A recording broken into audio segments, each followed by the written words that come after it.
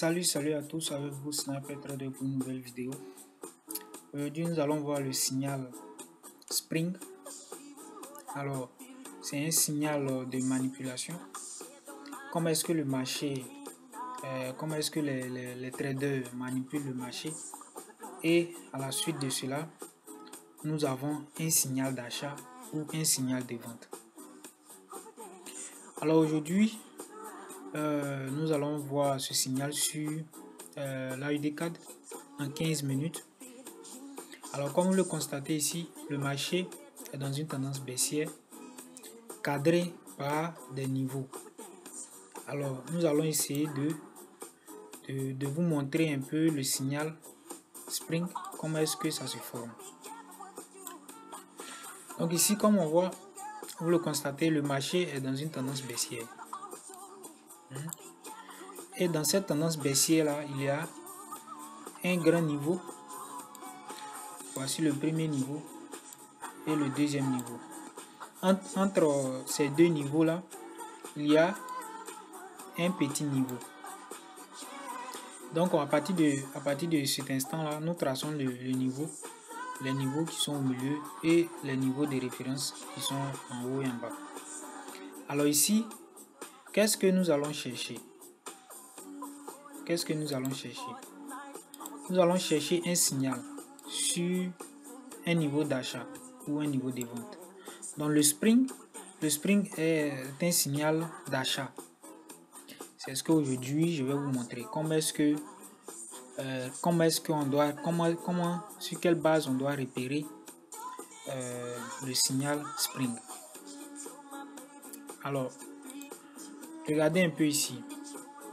Le marché quitte ce niveau là.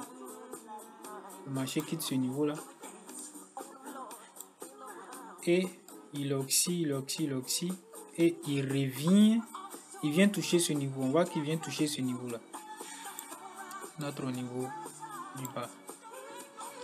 Dès que le marché touche le niveau, en même temps on a une réaction à la hausse qui revient toucher ce niveau là. Donc quand on regarde, quand on compare les deux mouvements, c'est-à-dire on voit que à partir d'ici le marché est parti très longtemps jusqu'à ce niveau, et à partir d'ici le marché repart rapidement.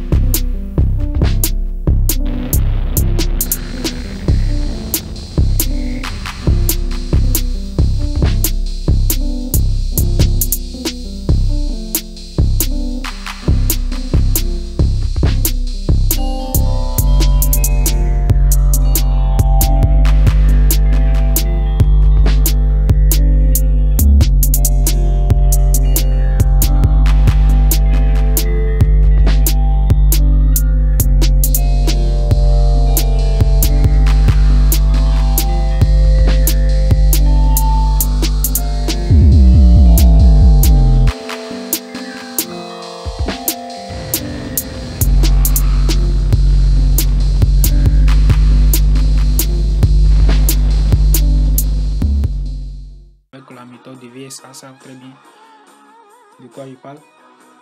Et dès que nous voyons ceci,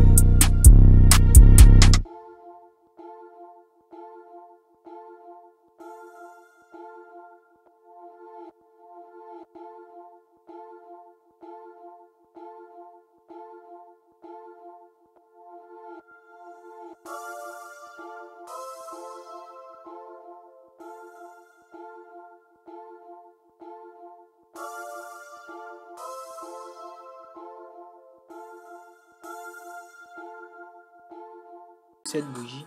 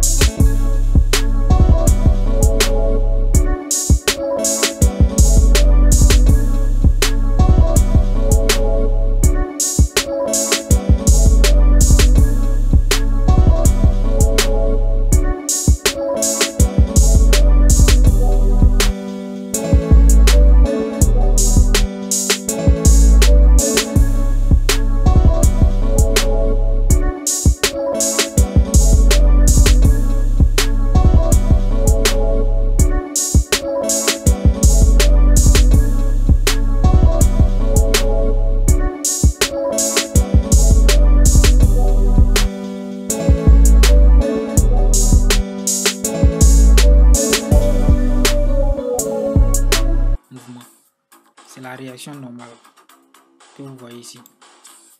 La réaction normale.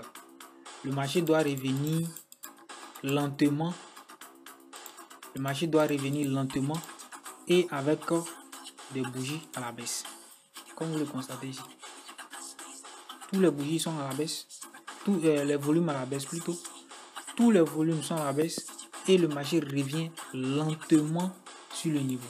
Alors que nous sommes partis d'ici avec combien de bougies? Combien de barres?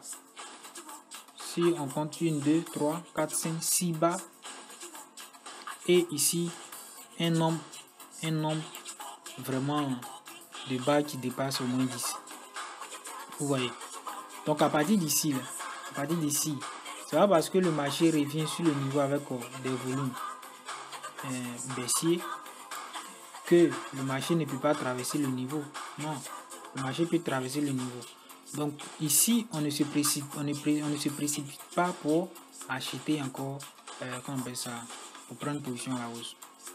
Il faut qu'on repère un signal de reprise d'achat. Ce signal-là nous donne une vision. On voit qu'ici, on a pris position, le marché est parti à la hausse. On a pris notre gain ici. Maintenant, ici, là, le marché revient avec une réaction normale. Ok.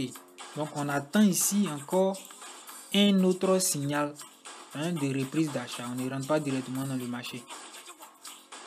Voilà. Donc, sur ce signal-là, vous pouvez faire facilement 200 €, 300 € dans la journée.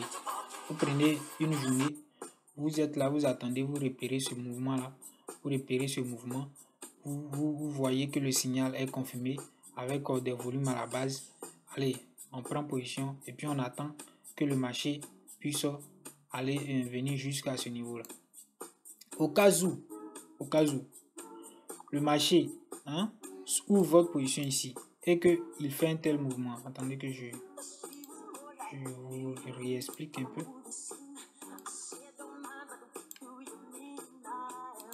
Au cas où le marché ouvre votre position à partir de ce niveau-là et qu'il ne part pas à la hausse, c'est-à-dire il part à la hausse, il revient ici et puis il vient toucher notre niveau. Puisque notre stop est placé tout juste là.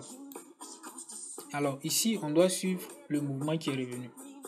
Est-ce que c'est un test spring ou bien c'est un faux signal de spring?